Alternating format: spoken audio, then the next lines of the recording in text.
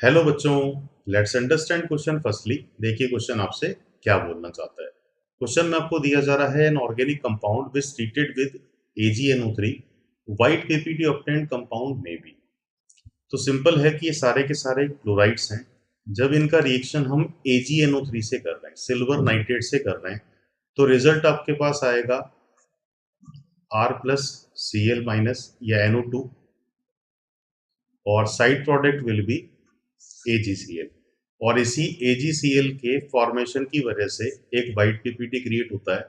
तो इनमें से वो हैलाइड हमें पिक करना है जो रिएक्ट करेगा और वाइट पीपीटी प्रोवाइड करेगा AgNO3 के साथ।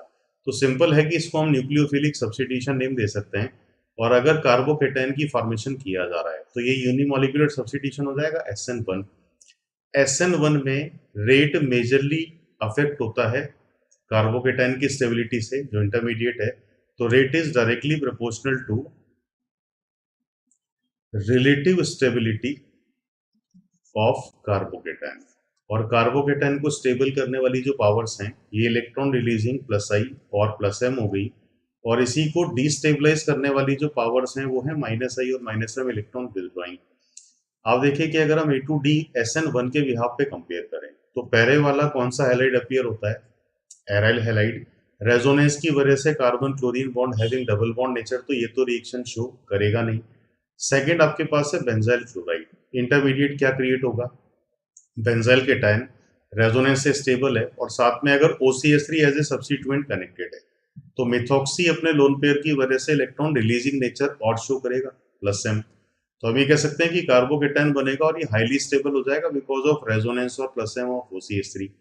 तो ये रिएक्शन परफॉर्म करेगा। थर्ड रिएक्शन में आपने लिया हुआ एसिड क्लोराइड।